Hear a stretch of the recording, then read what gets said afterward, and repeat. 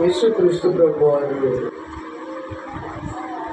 ఆయన చనిపోయి సమాధి చేయబడి మూడో దినమున చెప్పాలి ఏం చేయాలి? మూడో దినమున సజీవుడై తిరిగి లేచాడని మనం విశ్వసించి ఆయన తిరిగి లేచిన తర్వాత శిష్యులకు ప్రత్యక్షమైనటువంటి విధానం మనం ధ్యానిస్తూ ఉన్నాం. దాదాపుగా 11 సార్లు ఆయన వారికి శిష్యులకు ప్రత్యక్షమయ్యాడు. చెప్పండి ఎన్నిసార్లు? ఎందుకు ప్రత్యక్షమయ్యాడు ఆయన? మీరు చెప్పాలి. శిష్యులకు ఎందుకు ప్రత్యక్షమయ్యాడు?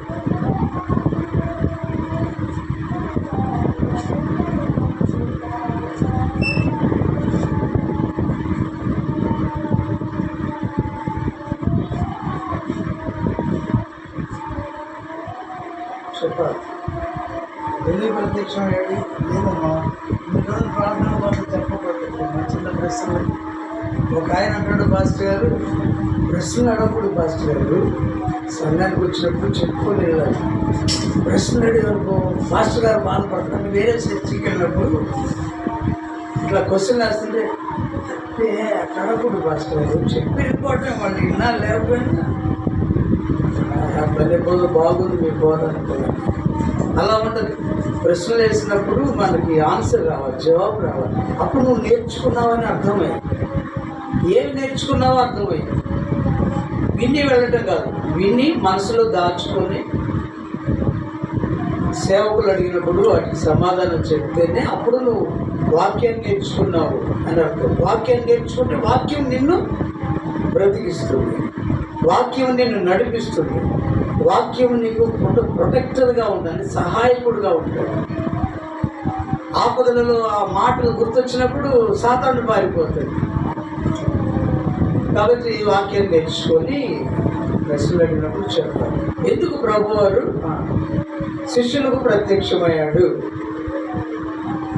ఎందుకు లోకానికి ప్రత్యక్షం కాదు? మరలా లోకం కనిపించట్లా. 33.5 సంవత్సరాలు యేసయ్యను యెరూషలేము, గలిలయ, సమరయ ప్రాంతంలో ఉన్న వారందరూ, ప్రజలందరూ యేసు ప్రభువాన్ని చూశారు. ఆయన చేసిన అద్భుతాలు చూశారు, ఆశ్చర్యకార్యాలు చవి చూచారు, చెవులారా విన్నారు, చూచారు, తాకారు కదా, కనుగొన్నారు. ఈయన గొప్ప ప్రవక్త అని పొగిడారు. ఈయన గొప్ప దేవుడు అనలేదు కానీ ప్రవక్త అన్నారు, ఆ ప్రవక్తల కంటే గొప్పవాడు అన్నారు, లేదా మరీ కుమారుడు అన్నారు, దేవుని కుమారుడు, ఇలాగా క్రీస్తు అన్నారు. రకరకాలుగా నేను పొగిడారు. ఏం చేశారమ్మా? బాగా పొగిడారు యేసయ్య. యేసయ్య మనమైతే పొగిడితే ఉప్పొంగిపోతుంది. అబ్బా అక్క ఏం పాడవకంటే అక్క ఉప్పొంగిపోతుంది. కానుకలు గట్టిగా ఇస్తే స్తోత్రం. అబ్బా నీ అంత దాని లేదక్క, అబ్బా ఎంత బాగా అబ్బా బాగా విశ్వాసికి ఎక్కడ లేదు. కొంతమంది అట్లా పొగిడి పొగిడి పొగిడి చంపేస్తారు. స్తోత్రం. మనుషులు మిమ్మల్ని పొగుడుతున్నప్పుడు శ్రమ వస్తుంది.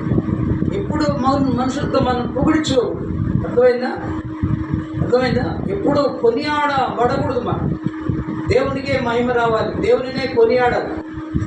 నీ ద్వారా ఆ బిడ్డ దేవుళ్ళు నడుచుకుంటుంది కాబట్టి దేవునికి మహిమ కలుగునుగా. కానీ దేవునికి మహిమ రావాలి. చక్కగా పాడింది, దేవుని స్తోత్రం అనాలి. కానీ అబ్బా నీ అంత లేదంటేనేమో ఈ మనుషులకేమో ఎక్కడ లేని ఉబ్బిపోద్ది. ఏం పొగడిపోతున్నా పాస్టర్ గారు కనీసం కూడా బాగుపడే అనలేదే అనుకుంటారు. స్తోత్రం. బాధపడిపోతారు. అవసరమైతే అలా ఉంటుంది. అలా ఉండకూడదు. యేసు ప్రభు వారిని కూడా ఎన్ని పొగడ్తలు పొగిడినా ఆయన చివరికంటే ఆయన రాజును చేయాలనుకున్నారు. ఏమనుకున్నారమ్మా? మేము కిరీటం ఒకటి అల్లి ఏదో ఆకులతోనే దీన్ని కిరీటం అలాగ అల్లి ఆయన మీద పెట్టి నువ్వే రాజు అని అనాలని ప్రజలందరూ ఆయన దగ్గరికి పోయారంట. ఆయన తప్పుకొని పారిపోయాడు. దేవునికి స్తోత్రం. అంటే మనుషుల చేత ఆయన పొగడబడడానికి ఇష్టపడ్డా, కొనియాడబడటానికి ఆయనకి ఇష్టపడలా. అంటే ముఖస్థుతి. కొంతమంది నాలుగులతో ఏమో పొగుడుతారంట. స్తోత్రం. అలా ఉండకూడదు. క్రియ ద్వారా ప్రేమించాలి. ఎలా అంట? క్రియ ద్వారా.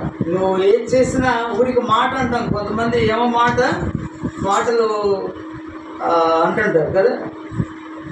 మాటల ద్వారా వారిని పొగుడుతూ ఉంటారు, గనపరుస్తూ ఉంటారు, నాలుగు ద్వారా కీర్తిస్తూ ఉంటారు. అలా ఉండకూడదని దేవుడి వాక్యం. యేసయ్యని అలాగా ప్రజలందరూ గనపరిచారు, పొగిడారు, కానీ ఏనాడు వారి యొక్క పొగడ్తలను ఆయన స్వీకరించారు, అసలు పక్కకు నెట్టేశారు.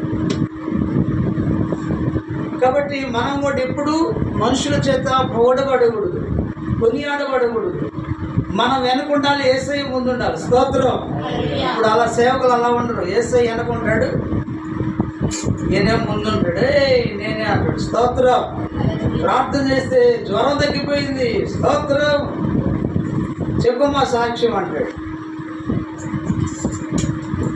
వాళ్ళేమో తెలియక పొగుడుతూ ఉంటారు. కాబట్టి ప్రియమైన వాళ్ళారా, ఆయన పొగడ్తలకు ఎప్పుడు కూడా ఆయన ఉప్పొంగల తను తాను కదా, ఇక ఈ కాలం ఎగరేలా, మనమైతే ఎగరేస్తాం. అలా ఉండకూడదని దేవుని వాడు. ఇంతగా ప్రజలు ఆయనను ప్రియమైన వాళ్ళారా ఆయన చూశారు, ఆయన చేసిన అద్భుతాలను చూశారు, ఆయనను పొగిడారు, ఆయన చుట్టూ తిరిగారు. ఆయన ఆహారం పెడితే 5 రొట్టెలు 2 చేపలు 5,000 మందికి పంచగా మిగిలినప్పుడు చూసి తిని తృప్తి పొందారు. అద్భుతాలు చేసినప్పుడు ఆయనను వెంబడించారు బహుజన సమూహం. కానీ ప్రియులరా, ఆయన చనిపోయి తిరిగి లేచిన తర్వాత లోకానికి ఆయన కనిపించలేదు. ఎందుకని ప్రశ్న. లోకానికి ఆయన ఎందుకు కనిపించలేదు? శిష్యులకి ఎందుకు కనిపించాడు? ప్రశ్న వేసుకోవాలి. లోకము ఆయనను చూడలేదని అన్నాడు. లోకంలో ఉన్నప్పుడు ఆయనను ఎవరు గ్రహించలేదు దేవుడుగా. నన్ను బట్టి కాకపోయినా నా తండ్రి క్రియలు నేను భూలోకంలో చేస్తున్నాను, దాన్ని బట్టి అయినా మీరు నన్ను గ్రహించమని వాడు బతిమన్నాడు శాస్త్రులు పరిచయం. అయినా నువ్వు దేవదూషణ చేస్తున్నావు అని నేను చంపాలని చూశాను. నువ్వు దేవుని కుమారుడు అంటున్నావని ఆయనను చంపాలని కొట్టాలని చూశాను. ఆయన ఎంత గొప్ప కార్యాలు చేస్తే ఆయన చంపాలని కొంతమంది చూశారు. ప్రియమైన వాళ్ళ క్రీస్తునందు ప్రియ దేవుని సంఘం ఆ దేవుని. కాబట్టి ఆయన ఉన్నప్పుడు ఆయనను గ్రహించలేకపోయారు. మనం కూడా అంతే. మన ఇంట్లో పెద్ద మనకు తోడుగా ఉన్నప్పుడు మనం గ్రహించలేము. అవునా కదమ్మా?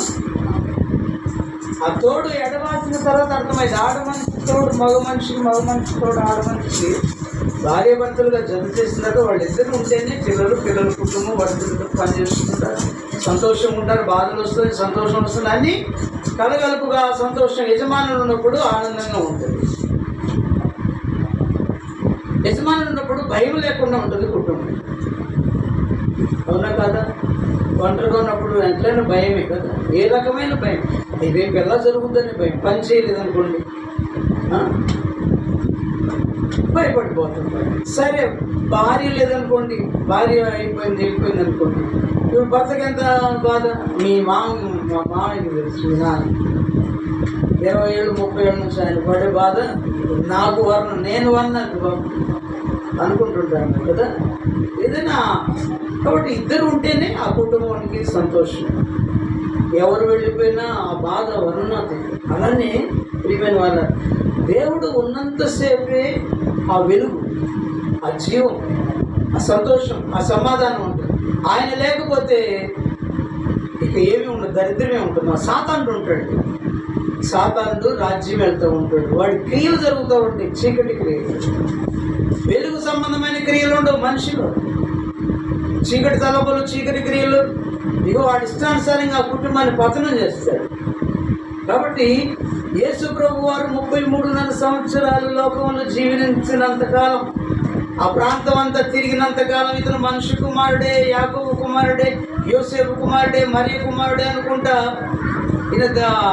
అలాగా ఆయన మనుషులాగానే చూశారు. కానీ లోకానికి వచ్చిన మెస్సియాని, క్రీస్తుని, లోకానికి వచ్చిన దేవుడని మనం తెలుసుకోలేకపోయారు. అర్థమైందమ్మా? దేవుడని తెలుసుకోలేకపోయారు.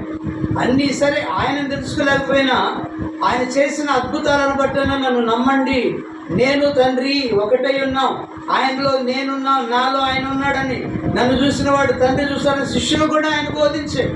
కానీ ఎవ్వరూ లక్ష్య పెట్టాల, ఆయన గ్రహించాల, ఆయన దేవుడుగా ఆయనను ఎవ్వరు కూడా, కనీసం శిష్యులు కూడా ఈయన దేవుడు, పరలోకం నుంచి వచ్చిన దేవుడు, మానవాళి రక్షణ కోసం వచ్చాడు, లేఖనాలు ఇలా సెలవిస్తున్నాయని వారు గ్రహించలే. అంటే వారు లేఖనాలు చదువుకోలేకపోయారు. అర్థమైందమ్మా? బైబిల్ చదవలేకపోయారు.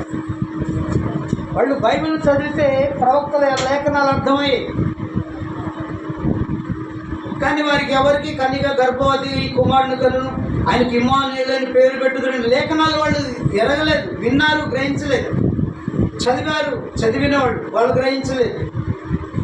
కాబట్టి వారు ప్రియమైన వాళ్ళరా, యేసు ప్రభు వారు ఉన్నంత కాలం వారికి నిర్లక్ష్యంగా ఉన్నారు. ఎందుకంటే ఏదైనా తోటలో దేవుడు ఆదాము వాళ్ళు పాపం చేసిన తర్వాత దేవుని తోడు ఎడబాసి, దేవుడు లేడిక వారికి. అర్థమైందమ్మా? అప్పటి వరకు దేవుడు ఏదైనా తోటలో ప్రతి సాయంత్రం వచ్చి వాళ్ళతో మాట్లాడుతూ తండ్రిగా, పిల్లలుగా సంతోషంగా ఉంది ఆ కుటుంబం. ఎప్పుడైతే సాతానుడు చిచ్చు పెట్టాడో ఇక దేవుడు మాయమైపోయాడు. ఇక దేవుడు కనిపించట్లా, పాపం ఎంటర్ అయింది కాబట్టి ప్రియులరా, మనసులో పాపం ఉన్నా, నీ మనసులో పాపం ఉన్నా, నీ హృదయంలో పాపం ఉన్నా, నీ బాడీలో పాపం ఉన్నా, నీ ఆలోచనలో పాపం ఉన్నా, నీ తలంపుల్లో పాపం ఉన్నా, నీ ఇంట్లో పాపం ఉన్నా, యేసయ్యను చూడలేదు. గుర్తుపెట్టుకోండి, యేసయ్యను చూడలేము, దేవుని స్వరం వినలేము, దేవుని ప్రత్యక్షతను అనుభవించలేము. కాబట్టి పాపాన్ని కడిగి వేసుకోవాలి. పాపాన్ని కడిగి వేసుకోవాలంటే నీ వలన కాదు, నువ్వు చేసిన పాపం తీసివేసుకోవాలి. యేసు ప్రభు వారి వలన అవుతుంది. ఆయన అన్నాడు, నీ పాపములన్నిటినీ నేను క్షమిస్తున్నానని మాట్లాడు. యేసు రక్తం, యోహాను పత్రిక 1:7-9 వచనాలు అంటాడు, యేసు రక్తం ప్రతి పాపముల నుంచి మనుషులు పవిత్రులుగా. కాబట్టి యేసు రక్తం, యేసయ్యను నమ్ముకోవాలి, ఆయన రక్తాన్ని ఆశ్రయించాలి. ప్రభా నన్ను కడగమనాలి. ప్రతి దినం ఆయన మనం వాష్ చేసుకోవాలి. అయ్యా నన్ను కడుగు, నన్ను కడుగు, నన్ను కడుగు. నా మనసులో పాపం ఉందేమో, నా మాటల్లో పాపం, నా తలంపులో, నా క్రియలలో పాపం తెలియక జరుగుతుందో, ఒకటి తెలిసి జరుగుతుందో, ప్రభా నన్ను క్షమించమని మనం ఏం చేయాలి? రోజు యేసు రక్తాన్ని నీ రక్తాన్ని నా మీద ప్రవేశించుకోవాలి. దేవునికి స్తోత్రం చెప్పాలి హల్లెలూయా అని మనం కడుక్కొని పరిశుద్ధంగా జీవిస్తుంటే ప్రభు రాకడలో ఎత్తబడతాం. మనుషుల మెప్పు కోసం మనం భక్తి చేసిన మన ప్రార్థనకి, పరలోక రాజ్యానికి రేపు రాకడలో ఎత్తబడలేదు. జాగ్రత్తగా ఉండాలని దేవుడు హెచ్చరిస్తుంది. వాష్ చేసుకోవాలి. ఆయన ఒక్కడు మాత్రమే క్షమించే దేవుడు. నా పాపము తీసివేయగలిగినటువంటి సమర్థులు, నీ కొరకు ప్రాణం ఇచ్చి రక్తం ఇచ్చి ఆ రక్తంలో మనల్ని కొని కడిగినటువంటి పరిశుద్ధుడు ప్రభు యేసుక్రీస్తు వారే. ఆయన ఎందుకు వచ్చి ఆయన మన పాపములు కడిగి వేసుకొని అప్పుడు మాత్రమే ప్రభు వల్లలో పాల్గొంటూ ఉంటే అప్పుడు నీవు ప్రభువుని చూస్తావు. నీ రక్తంలో ఆయన కడిగి పరిశుద్ధపరిచి ఆయన చూసే బాధ్యత, ఆయన స్వరం వినే బాధ్యత అనుగ్రహిస్తాడు. దేవుని స్తోత్రం. కాబట్టి ఏముంటే చూడలేం. మనసులో పాపం ఉన్నా, చూపులో పాపం ఉన్నా, ఆలోచనలో పాపం ఉన్నా, తలంపులో పాపం ఉన్నా, క్రియలలో పాపం ఉన్నా, యేసయ్యను మాత్రం చూడలేము. ఏదో గుడ్డిగా ప్రభా అని ప్రార్థన చేస్తూ వెళ్ళిపోతారు, ప్రభా క్షమించమంటే వెళ్ళిపోతారు. ఆయన దర్శనాన్ని చూడలేవు, ఆయన స్వరాన్ని వినలేవు, ఆయనని చూడరు. ఏదైనా తోటలో వాళ్ళు పోగొట్టుకున్నారు. అప్పుడు తోడు లేని కుటుంబం అయింది ఆదాము అవ్వని కుటుంబం. ఆ తర్వాత వారికి ఆ తోటలో వచ్చి నెట్టేసి వారికి పిల్లల్ని ఇచ్చాడు. ఇక దేవుడు లేని లోకం. ఏం లోకమా? దేవుడు లేని లోకం అయిపోయింది. మనుషులు బ్రతుకుతున్నారు, కష్టపడుతున్నారు, సంపాదించుకున్నారు, తింటున్నారు. కానీ ప్రియమైన వాళ్ళరా, దేవుడు తోడు లేని లోకం. అంటే దేవుణ్ణి చూడని స్థితి, తోడు లేని స్థితి. అర్థమైందమ్మా? దేవుణ్ణి చూడలేని కన్నులే, చూడలేని స్థితి, చూడలేని పరిస్థితే దేవుడు తోడు లేని లోకం. దేవుడు తోడు లేకపోతే మనం ఏ పని చేసినా అర్థం అవుతుందని అర్థం కాదు. అలాగే ఏదైనా తోటలో వాళ్ళు దేవుడిని చూడలేని పరిస్థితి వచ్చింది. కన్యమేరి గర్భములు యేసుక్రీస్తు ప్రభు వారు వచ్చి దేవుడే భూలోకానికి వచ్చి అందరికీ కనిపిస్తున్నాడు. ఇప్పుడు దేవునికి స్తోత్రం. అర్థమైంది. అక్కడేమో పాపం వలన కనిపించక మానేశాడు, స్వరమే వినిపిస్తున్నాడు. కొన్ని వేల సంవత్సరాలు గడిచిన తర్వాత ప్రియులారా, ఆయన లేఖనాలు నెరవేర్చినట్లుగా కన్యమేరి గర్భంలో భూలోకానికి వచ్చి తాను నజరేతులో పెరిగి కన్యా మరియా యోసేపుల కుమారుడిగా పెరిగి ఆయన భూలోకంలో మనుషులందరికీ కనిపిస్తున్నాడు. సరే, ఆయనను దేవుడిగా కనుగొనలేకపోయినా ఆయన దేవుడు చేసిన అద్భుతాలు చేస్తున్నాడు. స్తోత్రం. అర్థమైందమ్మా? ఏంటంట